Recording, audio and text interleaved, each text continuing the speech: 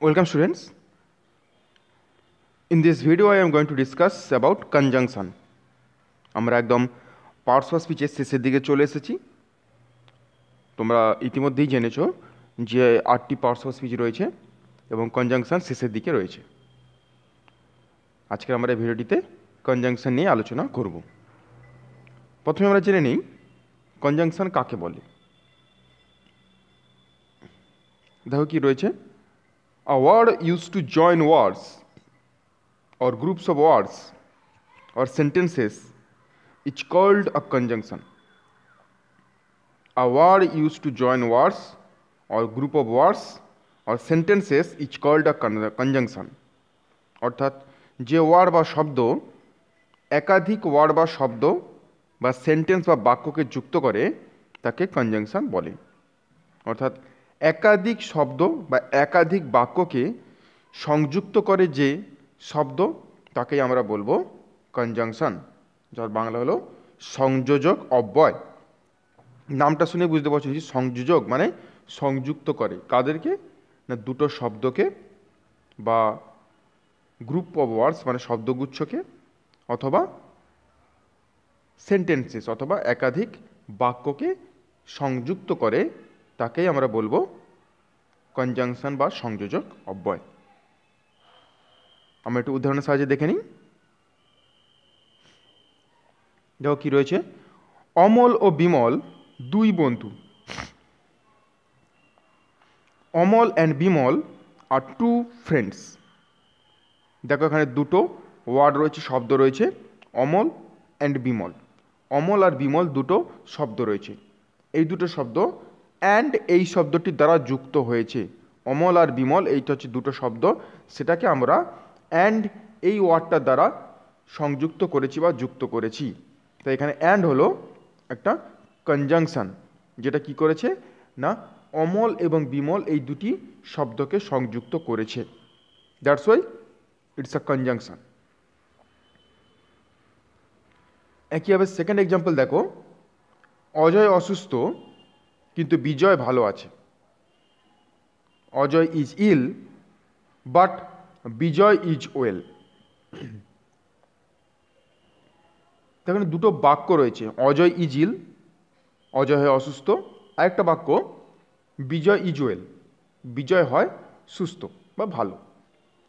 দুটো বাক্য, বাট এই শব্দটির দ্বারা যুক্ত হয়েছে।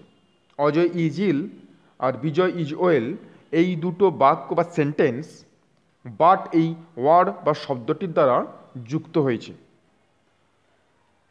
তাই আমরা বাটকে আমরা কি বলবো, ইটস আ কনজাংশন। এটা একটা সংযোজক অব্যয়, যেটা কি করেছে না দুটো সেন্টেন্সকে সংযুক্ত করেছে। প্রথম বাক্যটিতে আমরা কি দেখলাম, দুটো শব্দকে সংযুক্ত করেছিল, আর দ্বিতীয় বাক্যটিতে আমরা দেখলাম কিভাবে দুটো সেন্টেন্স বা বাক্যকে সংযুক্ত করেছে conjunction. Let's take another example. এই কলমটি অথবা ওই পেন্সিলটি নাও। Take this pen or that pencil. এখানেও দেখো পেন আর পেন্সিল এই দুটো শব্দ অর এই শব্দটির দ্বারা যুক্ত হয়েছে বা সংযুক্ত করা হয়েছে। তাই অর এটি হলো একটি কনজাংশন, যেটা পেন এবং পেন্সিল দুটো শব্দকে সংযুক্ত করেছে।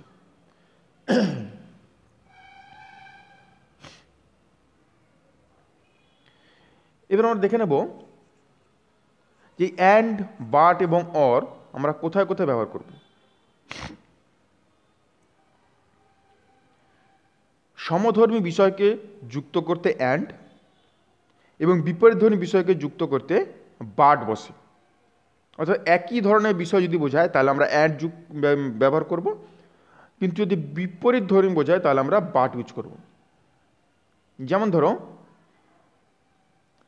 রামও চা খায় আর শ্যামও চা খায়, তাহলে কি না রামও চা খায় আর শ্যামও চা খায়, দুটো কি হচ্ছে না একই ধর্মী বোঝাচ্ছে, একই ধরনের বিষয় বোঝাচ্ছে। দুজনেই একই জিনিসই খায়, দুজনেই চা খায়, রামও চা খায় শ্যামও চা খায়।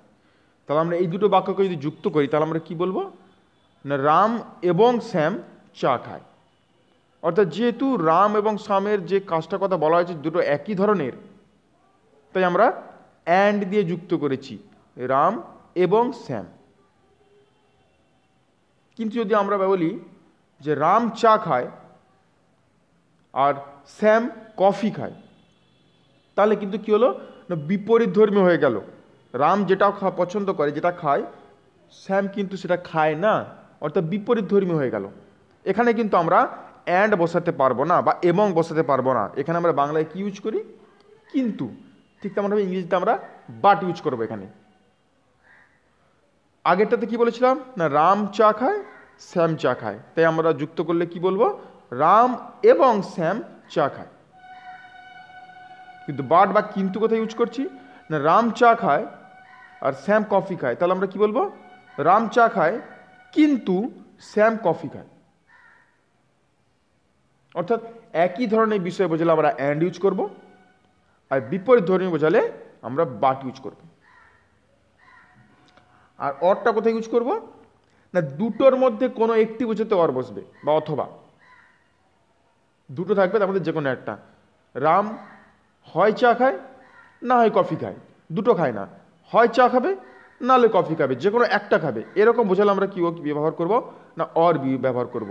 টি অর কফি, হয় চা না হয় কফি, যে কোনো একটা, দুটোর মধ্যে যে কোনো একটা খাবে, দুটো খাবে না। এরকম বোঝালে আমরা কি ইউজ করব না অর ইউজ করব।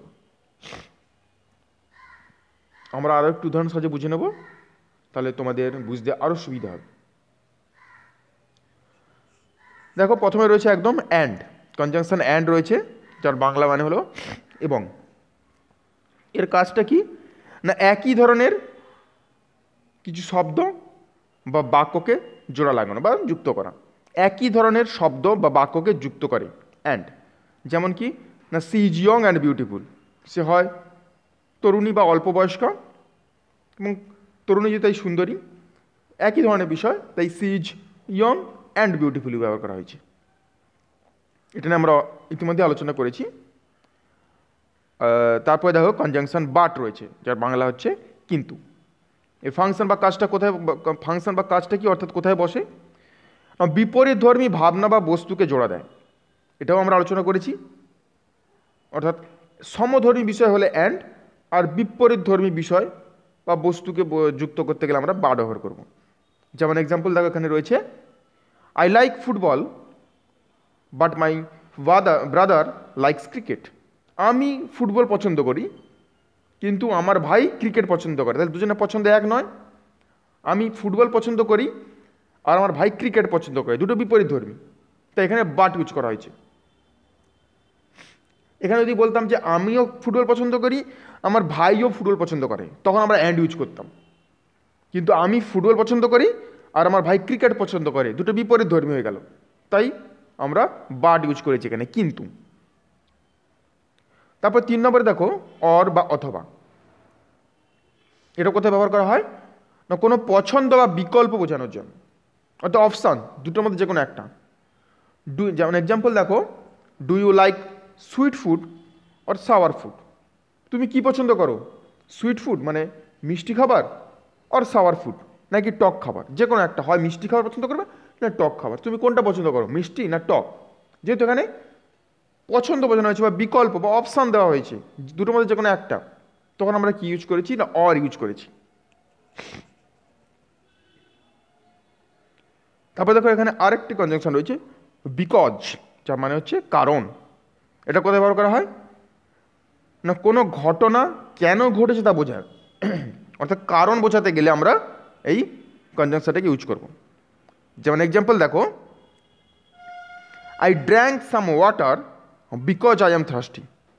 আই ড্র্যাঙ্ক সাম ওয়াটার, আমি জল পান করেছিলাম, কারণটা কি না বিকজ আই এম থার্স্টি, কারণ আমি তৃষ্ণার্ত ছিলাম। অর্থাৎ আমি তৃষ্ণার্ত থাকার কারণেই আমি জল পান করেছিলাম। এখানে কি হয়েছে না কারণ বুঝিয়েছে। দ্বিতীয় বাক্যটা প্রথম বাক্যটার কারণ, আমি জল পান করেছিলাম, তার কারণটা কি না আই ওয়াজ থার্স্টি। এখানে দেখো দুটো বাক্য, আই ড্র্যাঙ্ক সাম ওয়াটার আর আই ওয়াজ থার্স্টি, দুটো বাক্য বা সেন্টেন্সকে বিকজ এই কনজাংশন দ্বারা সংযুক্ত করা হয়েছে। আর কি হয়েছে না দ্বিতীয় বাক্যটা প্রথম বাক্যটার কারণ, সেই জন্যই আমরা এখানে বিকজ ইউজ করেছি, অ্যান্ড বাট বা অর ইউজ করিনি।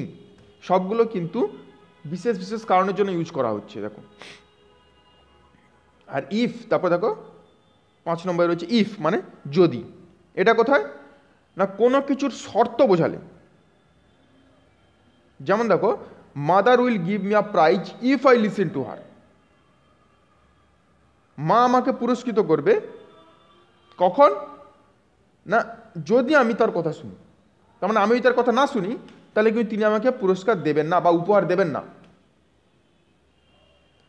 আমি যদি মায়ের কথা না শুনি তাহলে কিন্তু মা আমাকে উপহারটা দেবে না, আমি যদি শুনি তাহলে আমাকে দেবে। অর্থাৎ কন্ডিশন, শর্ত, একটা করলে একটা হবে, যেটা না করি তাহলে ওটা হবে না।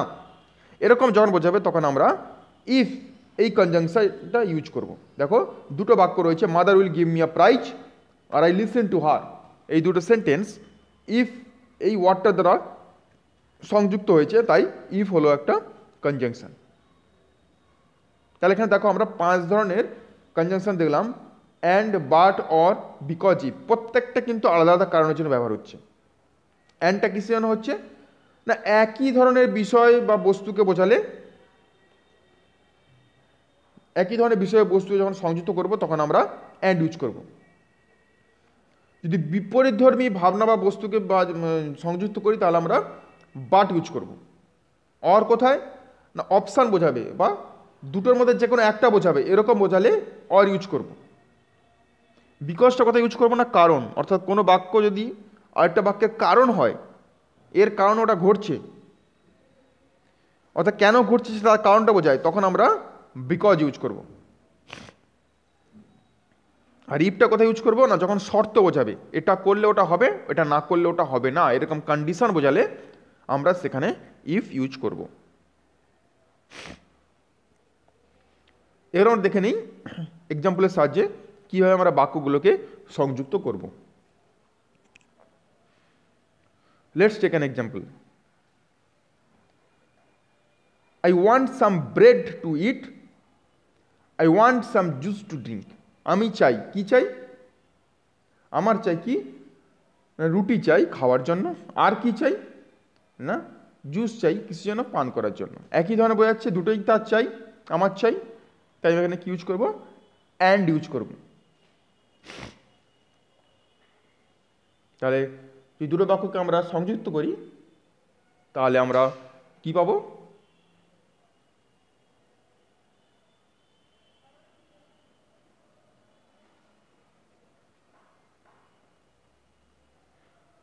I want some bread to eat and some juice to drink. একই ধরনের বোঝাচ্ছে তাই আমরা এখানে অ্যান্ড ইউজ করেছি। এই কনজাংশন অ্যান্ড এই কনজাংশনের দ্বারা দুটো বাক্যকে সংযুক্ত করেছি। তবে এখানে দেখো দুটো বাক্যেরই সাবজেক্ট এবং ভার্ব একই। প্রথম বাক্যেরও সাবজেক্ট আই ওয়ান্ট, আই এবং সাবজেক্ট এবং ভার্ব হচ্ছে আই ওয়ান্ট। দ্বিতীয় বাক্যেরও সাবজেক্ট এবং ভার্ব হচ্ছে আই ওয়ান্ট।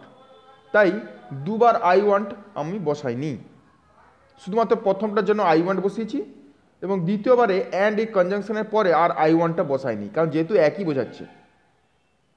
তাই আমরা কি করেছি না I want some bread to eat and, আর আই ওয়ান্টটা যেহেতু আগে বসে গেছে তাই শুধু just some juice to drink বসিয়ে দিয়েছি।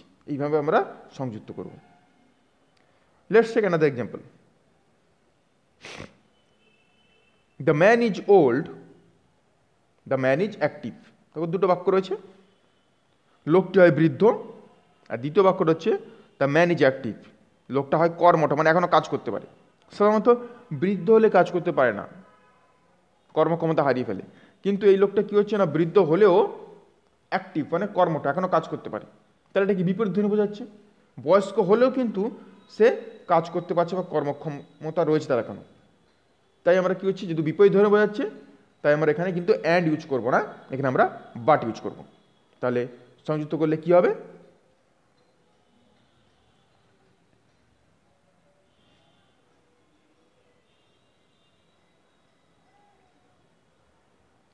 The man is old but active.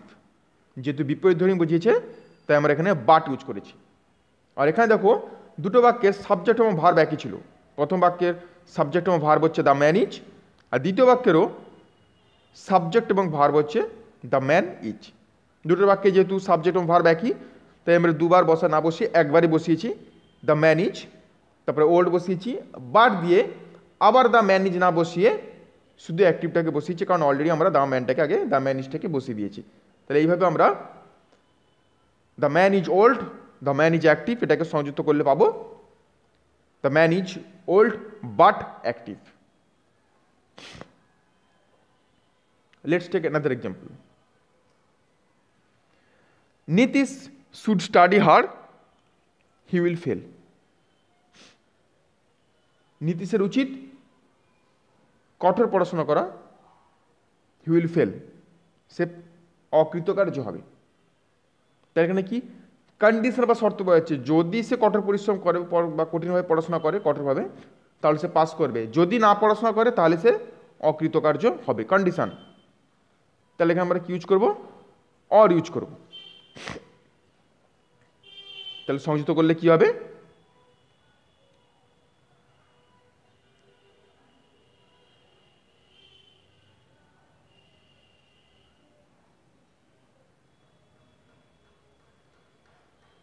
Nitish should study hard or he will fail.